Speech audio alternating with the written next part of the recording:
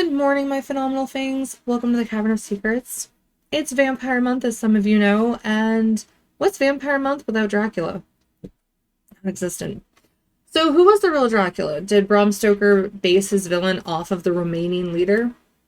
Well, grab your coffee or beverage of choice and a snack because we're going to dig into some pretty heavy history. And it might be long. I do apologize in advance. I'm summarizing most of this because otherwise we'd be here all day. I don't think any of you want that.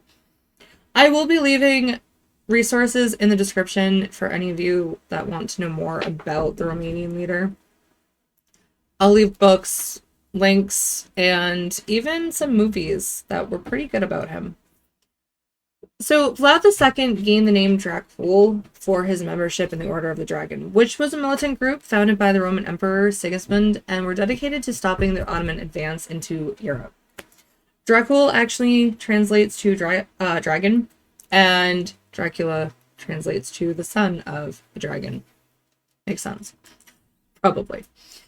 Vlad II's subsequent reversal and submission to the Ottoman authority helped him preserve political power, but it came at a cost.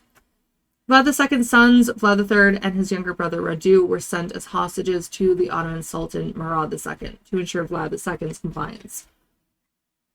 The Ottoman territorial gain led the Hungarian general János Hunyadi to intervene, and with the support of the Wallachian aristocrats, Vlad II was executed, and his oldest son, Marcia, were blinded with a hot poker and buried alive. Awful. Terrible and awful. Gotta love war. Vlad III refused life in the Ottoman court, so he was returned to Wallachia in 1448 at the age of 17. Immediately, he began working to regain his princedom of Wallachia. He wanted to exact vengeance against the aristocrats who murdered his father and brother, understandably so. He impaled many of them, and the act earned Vlad the title Tepes, which means the Impaler. He didn't invent the torturous method of execution like many people think. He actually learned the torture methods during his time as a prisoner under the Ottomans. Impalement was a punishable offense for the murder of a spouse in the Code of Hammurabi. He supposedly left a forest of impaled victims as a deterrent to pursuing Ottoman forces. Vlad III fled from a battle in 1462. That same year, he escaped Ottoman capture, only to be intercepted by Hungarian forces and imprisoned by Matthias I of Hungary. Vlad regained his seat in 1476, but was killed in battle that same year. He has remained a folk hero in the region for his efforts against the Ottoman invasion. So what does Vlad Tepes have to do with Bram Stoker's Dracula? Many believe that Vlad inspired Dracula, but evidence says otherwise. Most historical evidence notes that Bram Stoker only took the name and nothing more. In 1962, Bram Stoker's first biographer, Harry Ludlam, claimed Stoker had discovered that the Voivode Dracula, which was Vlad's title, had earned himself the title of the Impaler, and that the story of his ferocity and hair-raising cruelty in defiance of the Turks was related at length in two 15th century manuscripts, one of which spoke of him as Wempia. In 1966, Gregor Nandry connected the vampire Dracula with the historical figure, even claiming that available portraits of Vlad were adapted by Bram Stoker to suit his literary purposes. However, looking at Stoker's notes in March 1890, he decided to write a vampire novel. He actually already had a name picked out for his vampire, Count Wempia. He did find the name Dracula in a book he borrowed from the Whitby Public Library in the summer of 1890, an account of the principalities of Wallachia and Moldavia, which was written in 1820, by William Wilkinson. Stoker didn't just record the call number of the book, but he also copied almost verbatim key passages. Wilkinson wrote, Wallachia continued to pay tribute until the year in 1444, when Ladislas, king of Hungary, preparing to make war against the Turks, engaged the voivode Dracula to form an alliance with him.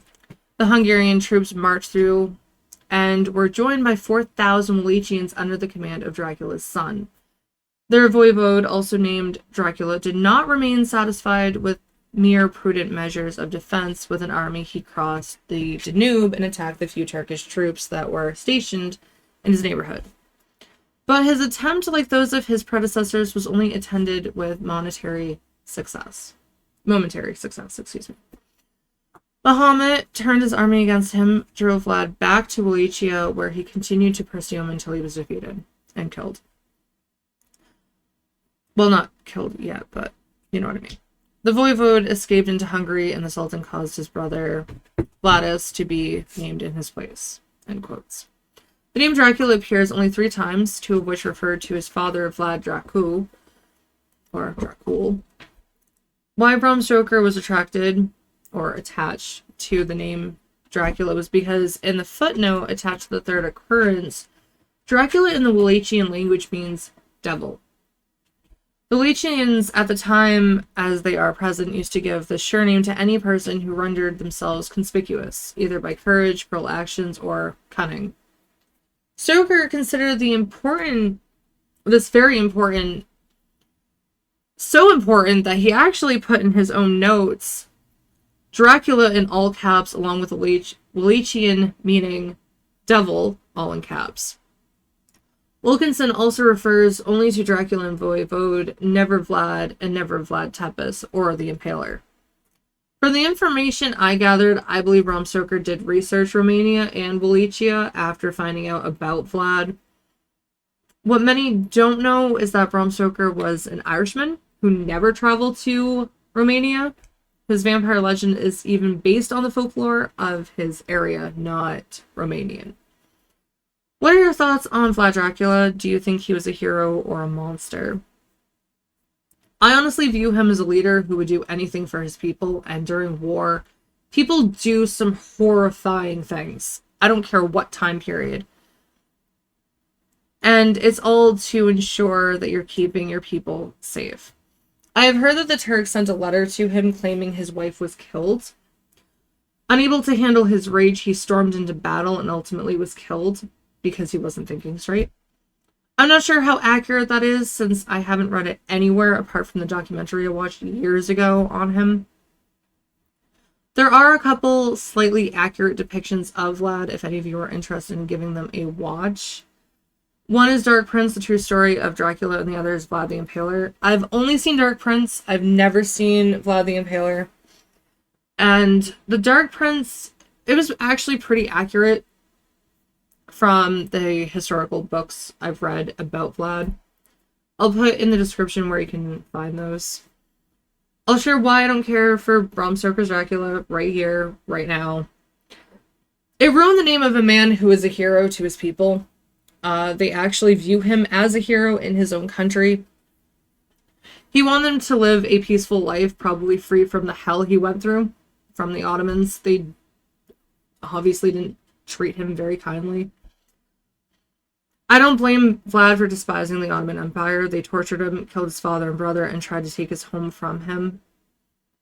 Radu was manipulated into serving the Sultan, and I don't know if he changed his name, but I think he might have. But according to the history, no.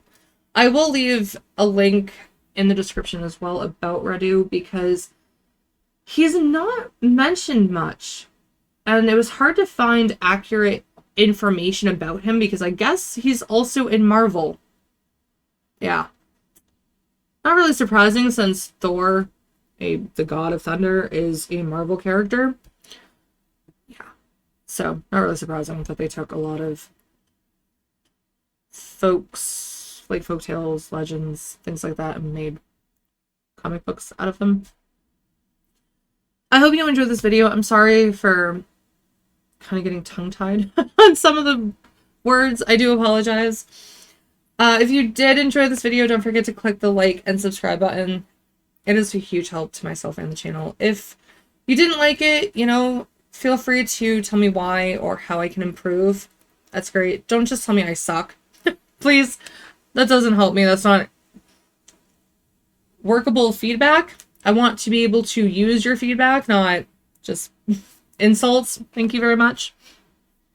Later tonight, I'll be reviewing The Hunger with David Bowie, which is available to stream on HBO Max. If any of you are interested in giving that a watch before you watch my video. Next week, I'll be discussing Bathory, which I know is not how you actually pronounce it. Forgive me. And whether she did murder a bunch of innocent girls, because there is some conflicting information on that. If you don't want to miss the upcoming content, click the bell icon to never miss a video. If you can't wait for more, check out my other videos that are on the screen. Take care until next time and enjoy your weekend. Bye, everyone.